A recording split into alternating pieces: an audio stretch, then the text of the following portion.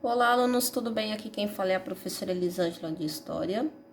E nós estaremos dando continuidade, falando sobre a Era Vargas. Nessa videoaula nós estaremos falando sobre o governo constitucional e o Estado Novo, tá bom? Vamos aqui então. Uma das medidas de grande impacto social tomadas durante o governo constitucional de Getúlio Vargas vai ser a criação de diversos institutos, principalmente, gente, de aposentadoria e pensão. Até porque durante esse período não se tinha essa preocupação com isso, né? E Getúlio Vargas vai fazer isso daí com característica de tentar satisfazer antigas reivindicações de trabalhadores urbanos. Até porque, como eu já tinha citado no primeiro vídeo, como a industrialização do Brasil estava se tornando bastante presente, né? Então a insatisfação desse operariado também.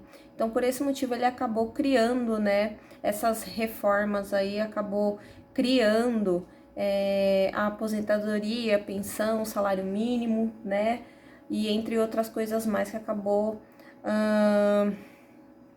vamos dizer assim, facilitando a vida, né, do trabalhador brasileiro.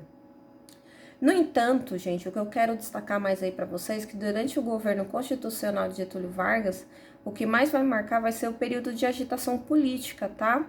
Envolvendo a direita, que era representada pelo integralismo, tá bom? E a esquerda, que era representada pela Aliança Nacional Libertadora. Ou seja, essa briga entre a direita e a esquerda não é dos tempos atuais, não é de política de agora não, já é algo bastante antigo, tá bom? Então, bora falar sobre essas duas vertentes aí da política, tá? Então, primeiramente, vocês conseguem ver na imagem que nós estamos falando sobre a ação integralista brasileira, tá bom? Eu não sei se vocês se lembram, mas com a crise de 29, né, que foi lá a queda da Bolsa de Valores de Nova York, os países que eram capitalistas, que eram adeptas do liberalismo econômico, todas elas acabaram entrando em crise. E a única que não entrou vai ser a União Soviética, porque era um país socialista. Então, os pensamentos socialistas, né, daquele período, ela estava bastante, vamos dizer assim, fortificada. E estava tendo muitos adeptos, né, principalmente aqui no Brasil, com esse pensamento aí de esquerda. E por esse motivo, né, acabou se criando no ano de 1932, né, tendo como idealizador aí o Plínio Salgado Filho. Eu peguei uma imagem aqui para vocês, tá? Só para representar aqui, para mostrar como que era a bandeira, o uniforme, mas esse sujeito aqui não é o Plínio Salgado, tá bom? Então, em meados de 1932, Plínio Salgado Filho ele acabou criando, né, a Ação Integralista Brasileira. Mas uma coisa que eu quero deixar bem claro é que em meados de 1922, que a gente vai dizer que é o período entre guerras, entre o Primeiro e a Segunda Guerra Mundial, o fascismo liderado por Mussolini, ela vai tomar o poder na Itália, tá? E no ano de 1926, Antônio de Oliveira Salazar, ele vai acabar fundando em Portugal, né, um regime de característica fascista. E isso não só vai ocorrer, né, na Itália e em Portugal, mas na Alemanha, que nem vocês conseguem observar aqui a revista, aqui no Brasil, né, a ação integralista, ela tinha essa característica fascista, até coloquei aqui para vocês, né, inspirado no fascismo italiano, tá bom? E por esse motivo, durante esse período, a gente consegue observar que é tudo de extrema, né? Então é uma extrema direita e tem a esquerda, né, que eu estarei citando para vocês logo a seguir. Qual era o objetivo, né, do Plínio Salgado Filho? Ele queria, gente, fazer com que o Estado brasileiro que ele fosse forte, centralizado e totalmente corporativo, tá bom? Eles tinham um lema, né? É como se fosse tipo o grito de guerra, né? O lema deles, que era Deus, Pátria e Família, tá bom? Eles adotavam como símbolos, né, o uso da camisa verde, que nem vocês conseguem observar aqui na imagem, e eles tinham a letra grega sigma, aqui que dá para vocês observar tanto aqui no uniforme quanto na bandeira também, tá? Que entre outros aspectos, esse símbolo ela somava soma, tá? Eles também tinham a mania de levantar, né, o braço direito com a mão espalmada. Eu não sei se dá para vocês verem aqui no vídeo, mais ou menos assim, né? Então eles faziam vamos dizer assim, esse símbolo, né, de espalmar a mão e fazer uma saudação, que era gritar Anauê, né, que significa nada mais do que salve. Então eles tinham essa prática aí, tá bom? Eles eram opositores tanto da esquerda quanto do próprio governo de Getúlio Vargas, tá bom? E eles eram de direita, gente, pelo amor de Deus, né? É algo muito que as fake news agora estão fazendo e às vezes pode confundir a cabeça, né, dos estudantes aí. Gente, os governos fascistas, nazistas, eram de direita, não eram de esquerda, pelo amor de Deus, grava isso daí, tá bom? Governo de direita, né, que nem a gente falou, tanto o nazismo quanto o fascismo e o integralismo aqui, né, no Brasil, que tinha essas características nazifascistas, eram de direita, tá bom? E eles também tinham outra característica aqui, que era o ultranacionalismo, tá? Claro que eles chegaram até a formar alguns grupos paramilitares, que nem vocês conseguem observar, que isso daqui parece mais um uniforme militar, né? Então eles chegaram a criar grupos e eles chegaram a combater os seus oponentes, principalmente pessoas, né, que tinham ideais de esquerda. Claro que tentaram fazer um golpe de Estado no ano de 1938, mas não conseguiram, até porque Getúlio Vargas acabou, né, extinguindo essa organização aí também, ok? Vamos aqui então, né? Eu falei da direita, vamos focar agora na esquerda, né? Temos aqui a Aliança Nacional Libertadora, a ANL. Ela vai surgir em 1935, né? Vai se originar lá no Rio de Janeiro. E ela tinha, né, como principal objetivo ser uma frente de esquerda cuja meta era lutar pela implantação de um governo popular, né? Até por mais que Getúlio Vargas ele tivesse, vamos dizer assim, dizendo que estava com um governo constitucional, mas a gente sabe que o governo dele não era um governo assim tão representativo, apesar de dar, né, direitos trabalhistas aí para a população. Mas, que nem eu citei aqui para vocês, né, era um partido de esquerda, eles eram antifascistas, tá bom? E eles tinham como objetivo dar proteção aos pequenos e médios proprietários. Eles queriam principalmente nacionalizar. Gente, isso daí é característica de todo governo de esquerda, tá? Nacionalizar as empresas estrangeiras, tá bom? Que estivesse instalado aqui no Brasil. E queriam cancelar a dívida externa, queriam cancelar o pagamento dessa dívida, né? Além disso, eles. Como é que eu posso dizer, né? Por mais que eles tivessem várias organizações, mas a que mais se destacava era o Partido Comunista Brasileiro, né? Que foi criado no ano de 1922. Então, o Partido Comunista, ele era, né, mais antigo do que a própria Aliança Nacional Libertadora, tá? Vamos aqui. O partido que a gente conhece como Aliança Nacional Libertadora, ela vai tentar criar algo que é chamado Intentona Comunista, né? O que foi a Intentona Comunista? Ela teve, né, uma ação política que ocorreu no ano de 1935 e ela tentou, né, derrubar o governo de Getúlio Vargas.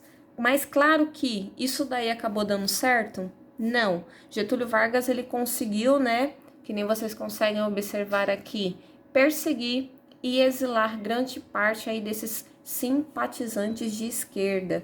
Então, a gente consegue observar, né, que o partido de esquerda, ele sempre vai ser um partido bastante perseguido. Uma coisa que eu não posso esquecer de citar para vocês é que, após a Segunda Guerra Mundial, os partidos de esquerda, grande parte vai ser colocado até na ilegalidade, né? Porque vai ter um período aí na história chamado Guerra Fria. E aí os Estados Unidos, a gente sabe muito bem, né, que a influência que eles têm aqui no nosso país, então eles meio que vão começar a falar assim, ou vocês estão do meu lado, Estados Unidos, ou estão do lado da União Soviética. E aí muitos desses partidos socialistas vão acabar entrando, né,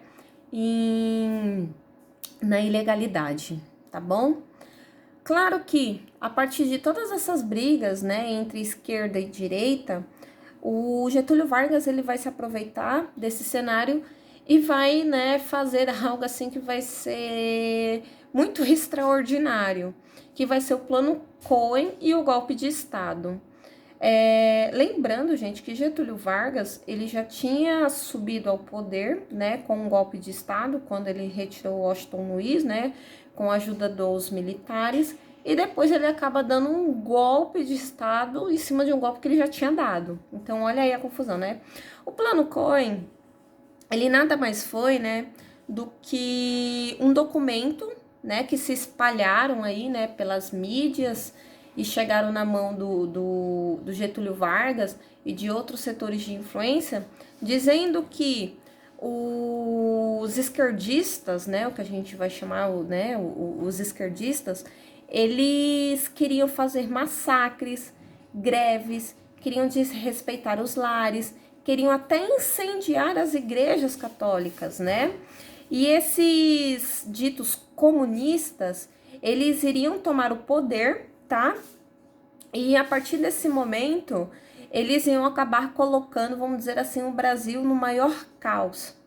Getúlio Vargas, aproveitando desse episódio, no dia 30 de setembro, né, ele vai acabar,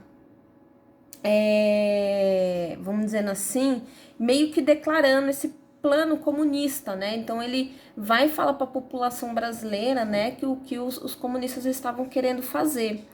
Então, assim, foi uma forma de tentar justificar o que ele já estava planejando para o dia seguinte, que no caso seria, né, no dia 1º de outubro, em que a Câmara vai acabar aprovando, né, dizendo que o Brasil está em estado de guerra. E ele vai suspender a Constituição por 90 dias. Então imagine, a partir desse momento o Brasil não tem Constituição, então a gente não tem direito civil. E aí Getúlio Vargas, né, sendo um cara bastante articulado, ele vai se aproveitar, né, disso e vai acabar, né, declarando o golpe de Estado, que vai ser, né, a origem do Estado Novo, que vai ser o governo ditatorial, tá bom? Lembrando que esse golpe ocorreu no dia 10 de novembro de 1937, tá? Então, a partir desse momento, saímos do governo constitucional e entramos para o Estado Novo. Eu coloquei essa charge aí que eu achei bem engraçada, achei bastante interessante, né? Porque você vê que aqui tem um personagem dizendo assim: presidente, o documento é falso. Porque acabou-se, né, descobrindo que esse documento que os comunistas, né, que eles estavam se articulando entre si, que acabou sendo descoberto, né, entre aspas, pelo governo do Getúlio Vargas, né, acabou sendo provado que esse documento era falso. Só que dá para vocês observarem que tá aqui na cama, né, a República tá toda amarradinha, coitadinha, tá sem poder fazer nada. E aí Getúlio Vargas, ele tá bem assim, ó, já dei o golpe em mim mesmo, que nem eu citei para vocês, né? Foi um golpe em cima de um golpe. E aí a República, coitada, tá pensando bem aqui, né? Nossa, tarde demais, já foi. E agora a gente tem um governo ditatorial, né, de Getúlio Vargas. Coloquei aqui para vocês essa imagem, né, o Estado Novo, né, literalmente para vocês ter uma ideia como é que vai ser, né, esse período aí de governância. Então, bora lá. Uma das primeiras coisas, né, que vai acabar se criando, no dia 10 de... Vou até voltar aqui a imagem, ficar até melhor. No dia 10 de novembro, né, que eu citei para vocês, de 1937, Getúlio Vargas ele vai dissolver o Legislativo e ele vai ortogar uma nova Constituição. Eu não sei se vocês se lembram da parte 1 da Era Vargas, que eu tinha mostrado, né, um PowerPoint mostrando lá as constituições. Aí eu falei que tinha a de 34, né, que ocorreu após a Revolução de 32, e tinha a Constituição de 37, né, pois então é essa que ele vai acabar criando. ela vai ser redigida pelo Francisco Campos, só que ela vai ser inspirada, tá bom, em modelos de Estado corporativo. O que é Estado corporativo, professora? São os estados que a gente vai dizer nazifascista. Então, essa nova Constituição, a de 1937, ela vai ter uma característica bastante nazifascista. Muitas dos historiadores sabem que Getúlio Vargas, ele via Mussolini e via o próprio Hitler, né, como um modelo a ser seguido aí também, tá? Então, muitas das coisas que ele vai acabar fazendo aqui no Brasil vai ser inspirados, né, nesses dois personagens aí.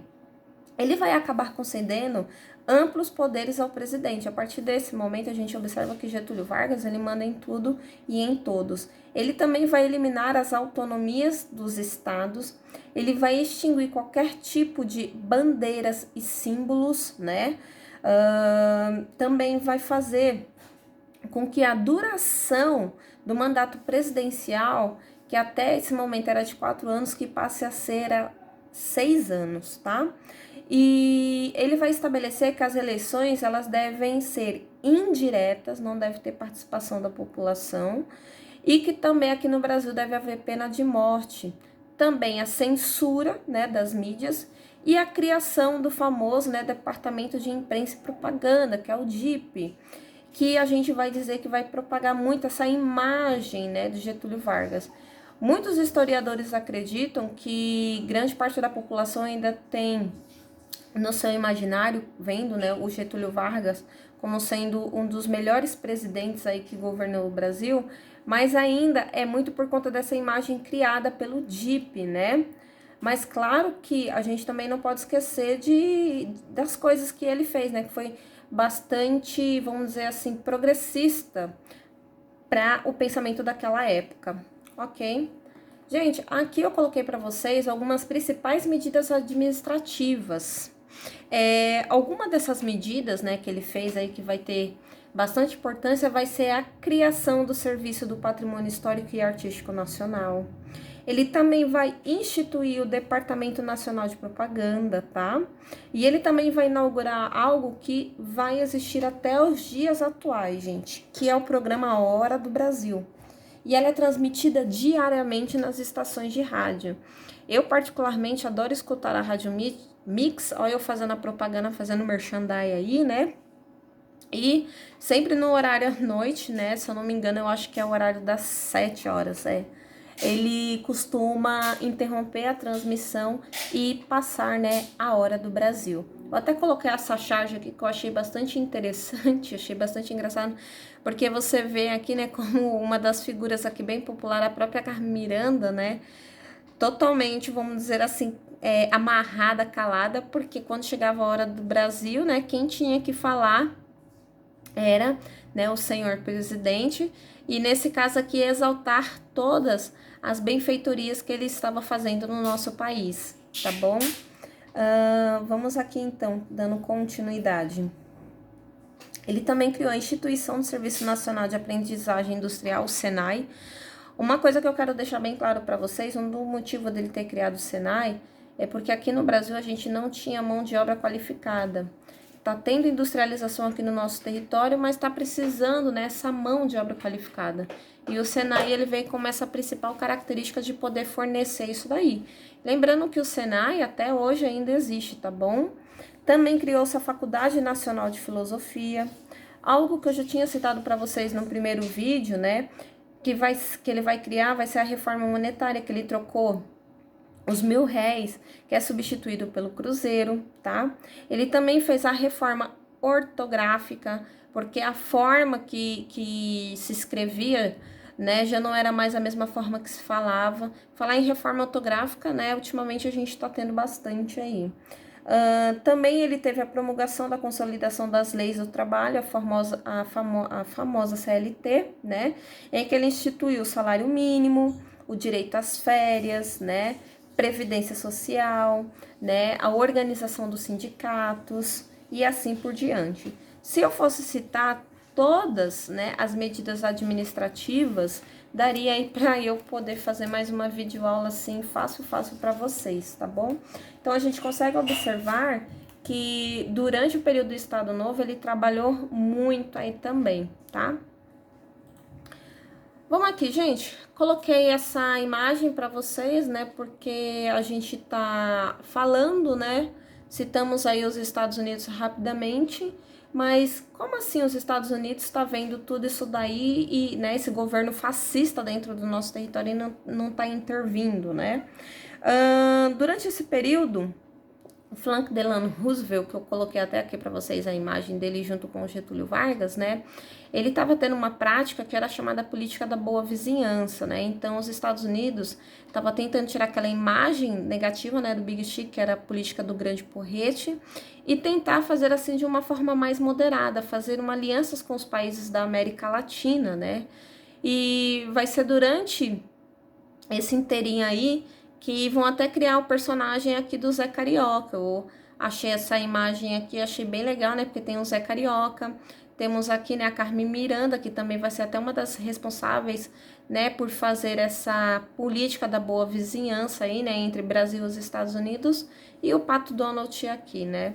Então, os Estados Unidos, por enquanto, ainda não está intervindo muito no nosso território, porque a maior preocupação realmente é de fazer, né, laços com a América Latina.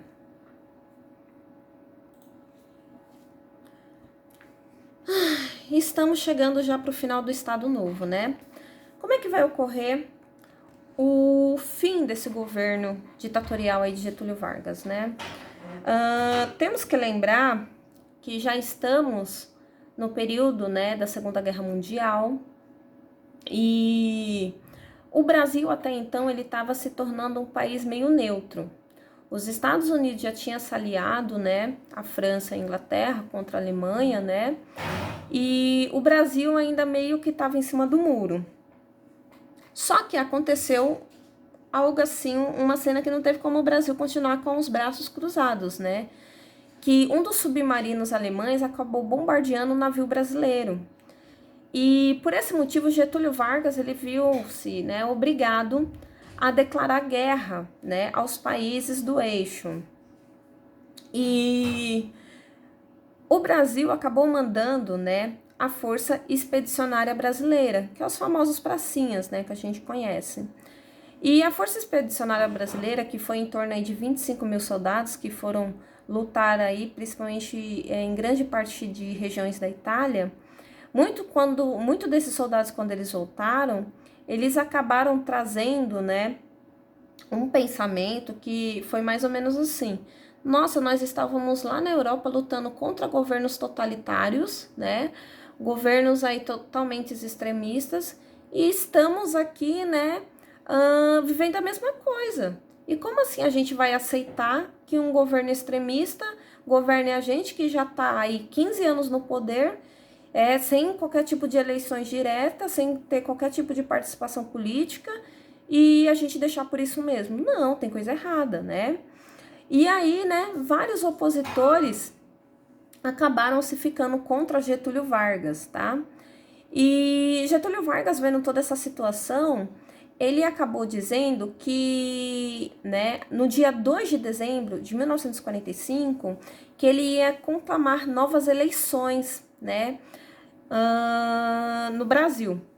Só que, durante esse período, acabou se surgindo um movimento chamado queremismo, né, em que as pessoas elas saíam na rua batendo panela. Gente, esse movimento de bater panela, eu tinha até pegado uma charge aqui, eu não sei se eu vou achar. Deixa eu ver se eu acho. Não coloquei aqui. Aqui. E esse movimento, né, as pessoas literalmente saíam na rua batendo panela e dizendo assim: queremos Getúlio, né, porque muitos estavam preocupados de que não iam ter mais direitos trabalhistas, que não iam conseguir melhores salários, né, a maioria da população, né, estava totalmente preocupada. E aí aonde, né, os militares, eles acabaram se articulando, né, e se juntou, né, sobre os comandos dos generais Góes Monteiros e Eurico Gaspar Dutra, eles acabaram dando um golpe de Estado, né, depondo Getúlio Vargas, e a partir desse momento, eles colocaram para assumir, né, temporariamente a presidência aí do Brasil, o José Linhares, que era o presidente do Supremo Tribunal Federal, até que as eleições fossem conclamadas, né, e o novo presidente fosse eleito. Eu coloquei essa charge aí para vocês, né, que eu achei bastante interessante, por quê? Porque Eurico Gaspar Dutra, que é esse personagem aqui atrás, ele foi um dos responsáveis por retirar Getúlio Vargas do poder. Só que quando Getúlio Vargas, antes dele sair do poder, né, ele acabou criando o que a gente vai chamar que são de partidos políticos. E ele vai ter dois partidos políticos, né? Um para a esquerda e um de ideais para a direita. E ele vai colocar, né, como do Partido dos Trabalhadores, né, como sendo o seu candidato a presidente, o Eurico Gaspar Dutra. Então, essa charge eu achei aqui bastante interessante, porque está escrito aqui coisas esquisitas, né? E você vê que em outubro ele expulsa Getúlio Vargas, né, do poder, e quando é em novembro, Getúlio Vargas está fazendo aqui, né, propaganda para que o candidato Eurico Gaspar Dutra, para que ele possa ganhar as próximas eleições que seriam conclamadas, né, em dezembro de 1945. E por incrível que pareça, né, é que quem foi eleito para se tornar o próximo presidente, né, da nova república, aí que a gente vai dizer, né, que é a República Populista, foi o candidato Getúlio Vargas, o Eurico Gaspar Dutra. Então, assim, foi uma coisa assim bem estranha, cômica, mas assim foi muito bem articulado, porque Getúlio Vargas, por mais que ele tenha deixado o poder, mas ele não deixou de influenciar, né, vamos dizer assim, as eleições e até a própria presidência. Não é à toa que poucos anos depois, que eu já tinha mostrado para vocês no primeiro vídeo, né, que ele volta de forma democraticamente e eleito pelo povo brasileiro. Ok. Bem, sobre o governo de Getúlio Vargas, finalizamos aqui, mas eu coloquei nessa essa imagem aqui falando um pouco sobre o cangaço, tá? O que foi o cangaço? Quando a gente fala em cangaço, a gente pega desde os primeiros anos da República, aí a gente também pega, né, durante o governo de Getúlio Vargas, mas não tem como a gente falar de cangaço sem falar sobre esses dois personagens aqui centrais, que seria, né, Lampião e Maria Bonita. Mas o que seria, né, esse cangaço, né? O cangaço, ele veio muito por conta dessa região, onde se viviam esses famosos cangaceiros, né? E esses cangaceiros, eles nada mais eram do que bandos armados, né, que protegiam e ajudavam mutuamente, né, a sua comunidade. Muitos acreditam que esses cangaceiros, eles eram vistos mais ou menos como se fossem Robin Hood. Roubava do rico e dava para os pobres. Mas tem alguns historiadores aí, né, que estão revendo, né, essas fontes, porque acreditavam que muitos desses cangaceiros, eles trabalhavam para os fazendeiros, protegendo os fazendeiros e não ajudando a população local. Mas isso daí é assunto, né, para a gente se debater ainda por muitos e muito tempo, tá? Que nem eu citei para vocês, né, o mais famoso aí, né, seria o Lampião, né, que era o Virgulino Ferreira da Silva, mas claro que teve outros personagens aí do cangaço, mas ele vai ser um dos mais famosos, até por conta dessa coleção, né, fotográfica que o Lampião tinha, né, acreditava-se que o Lampião, ele tinha um fotógrafo oficial, que ficava fazendo fotos, né, do cotidiano do bando, tá? E Lampião, né, muitos acreditam que ele entrou nessa vida aí de bandido, né, que muitos acreditam que esses cangaceiros nada mais eram do que bandidos, quando o seu pai ele foi assassinado em uma emboscada pela polícia. Então, por esse motivo, esses cangaceiros, eles tinham como principal objetivo, né, ter uma luta literalmente contra a polícia local. Diz que Maria Bonita acabou, né, conhecendo o Lampião e abandonou seu marido, né, diz que ela era casada, e se juntou ao bando de Lampião e ficou sendo a sua companheira aí, né? Lampião, ele era muito famoso também, né, pela crueldade, como tratava os seus inimigos, e mas principalmente a polícia, até por conta desse histórico aí, né, que o pai dele tinha sido assassinado. É claro que o bando de Lampião, ele sofreu por muitos e muitos anos, né, perseguições, até que eles acabaram sendo emboscados e foram atacados, tá? E foram assassinados na Grota do Anjuco, que fica na região de Sergipe, tá? Lampião e Maria Bonita e mais alguns cangaceiros aí, tá? Foram mortos durante esse conflito e também tiveram as suas cabeças expostas aí, que era para servir de exemplo, tá? Claro que hoje a gente conhece o cangaço, né? Tem muito romantismo por trás e a gente tem que meio que agradecer, né? A novelas, filmes, né? A gente vai dizer aos próprios repentistas, literatura de cordel, né? E entre outras coisas muito mais aí, né? Que acabou se preservando essa memória aí do cangaço. Bem, espero que vocês tenham gostado. Se caso vocês tiverem dúvidas, só deixar no comentário, ok? Que eu estarei respondendo para vocês. E até o próximo vídeo, né? Falando um pouco mais sobre a história do Brasil República. E tchau, tchau, turma. Até mais.